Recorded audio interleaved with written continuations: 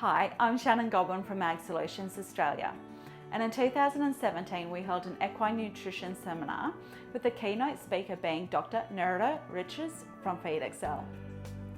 The following video features Nerida discussing hoof and coat health. So meeting nutrient requirements.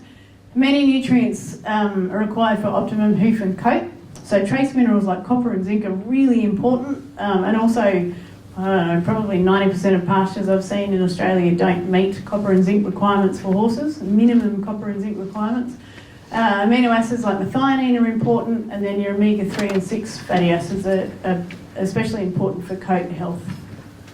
So protein quality in mature pastures is low, so amino acid deficiency may exist. So if you've got horses on like a Queensland bluegrass pasture like mine in the middle of summer and your protein levels are about 6%, likelihood is you might need to supplement with something that's going to top up your quality protein, so something like a full fat soybean. Horses on some pasture may also need omega fatty acid supplementation to achieve a truly shiny coat. So some pastures, and particularly your subtropical pastures, so your kikuus and your paspalums, they just seem to not have the omega-3 and 6 fatty acids in them at the levels that will be optimum for a really shiny coat. Balance before biotin. I remember my favourite horse, I'll never have another horse like her. I remember Dad, I'm going to rat you out here, Dad. I still remember the morning I walked into the bathroom and Dad said to me, "Nerida, I found you a horse." I was 8 and it was a 6-month-old quarter horse weanling that someone didn't want anymore. And now I think, that's great, Dad. Thanks for putting me on a 1-year-old. But I don't know, we got along well, she didn't ever hurt me. But when she got to, she must have been about 16, her feet started falling apart. So our horses were never supplemented. They just grazed with the cows. And she kept quartering her back hooves. So like the whole back quarter of her back hooves would just come off.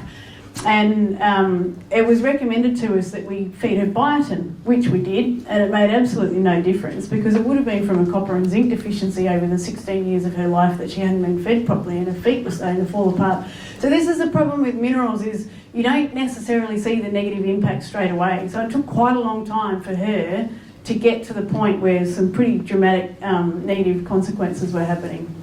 So a lot of people will reach straight for a biotin supplement because we know that it is involved with hoof issues, and we're marketed all the time, all these biotin supplements for hoof issues. But adding biotin to a diet where copper and zinc deficiency are the cause of your weak hooves is going to do nothing, because it's not biotin that's causing the issue, it's copper and zinc. So always balance your diet first to make sure there are no deficiencies that may be causing the poor quality hoof.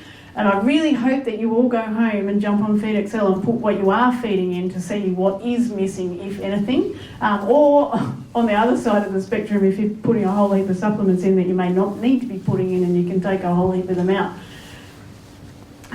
So if you've got copper and zinc and all your other requirements met and your horses are still struggling with hoof quality, then you can add biotin and see if that'll help.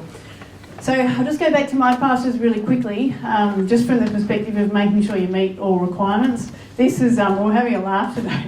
This is a big dog. Like, she's probably close to 40 kilos, and when she sits, she comes up to, well, about there.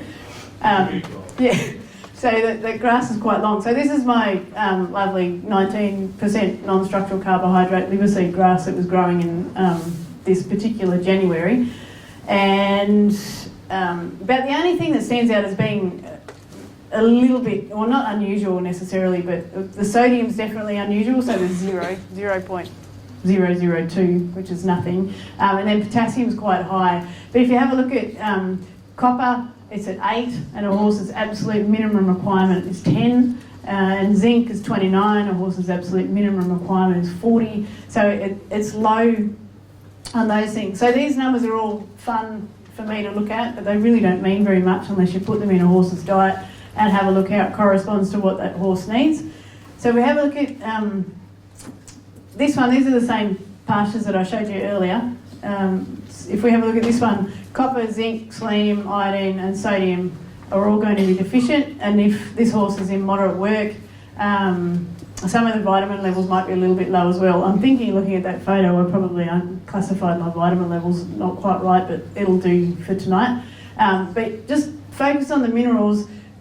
the hooves are going to start falling apart, immune systems are going to start failing, and their coats are going to look pretty rubbish because there's just not enough copper in there to maintain a good coat. And what Paul is going to be talking to you about in a minute is a strategy for topping up these mineral levels. So it's great to know that they're there. Now we need to actually do something about them. And this is the second pasture, so this is our bluegrass that's down the bottom, about a month later. And you can see here, phosphorus is really low in this pasture. And sodium, again, is non-existent, manganese is low, and your zinc and copper levels are still quite low there as well. But again, nice numbers, don't need much unless you put them in a diet of a horse. So remember, we've got to get to this 100% of requirement line so that the requirements are being met. This pasture for a horse in moderate work isn't meeting phosphorus requirement, which is possibly going to have issues for bone integrity if that continued long term. And then again, your copper, zinc, selenium, manganese, iodine, sodium are all too low or completely missing to meet requirements. So after a period of time, there's going to be issues arising for hoof and coat quality and immune system function and joint integrity on these pastures. So you've just got to, the whole thing with nutrition is knowing what your horse is getting from the base of the diet, and then just topping up with the stuff that's missing. So just filling those gaps. And the key to doing a good job of it is knowing what's missing in the first place, or at least having a good shot at knowing what's missing in the first place. Right, last thing, so ingredient variety. Using as big a variety of ingredients as possible in a diet means you're going to cover a lot more nutrient requirements than if you're using only one or two. So those graphs with FeedXL, there's about 25 nutrients there. There's a whole bunch of nutrients we have no idea how much a horse needs. We know they need them. Things like boron, for example, we know they need them. We just don't know how much they need. So I could create a diet for a horse using, say, oat and hay and oats and a vitamin mineral supplement. So you've got one plant species in the oat and hay and the oats, and then you're just topping up with a vitamin mineral supplement. The ingredient variety in that is almost zero. So there's going to be things that aren't in oats that a horse needs. So even though it would look like we have a balanced diet here, it's probably not going to be doing a very good job for you. So you've just got to get a whole lot of ingredient variety, or as much ingredient variety in as you can. It's particularly important for getting a good spectrum of proteins in there, and also covering your omega-3 and 6 fatty acid requirements.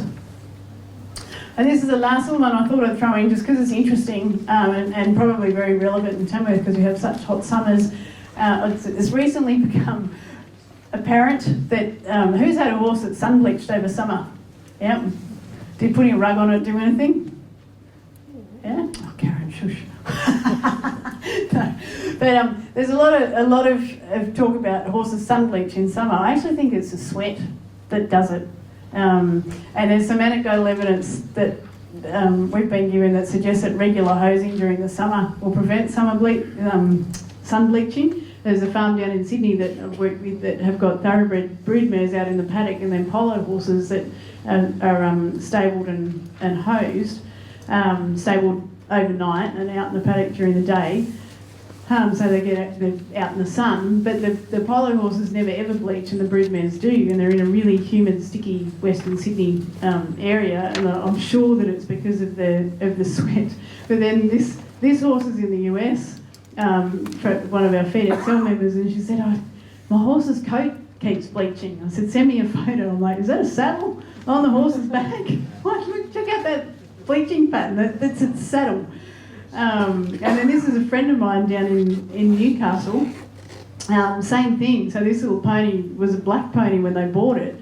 I said to Karen, have you been hosing that pony every time you ride it? She said, no. And I said, maybe you should, but it's even got a bridle path bleach mark here.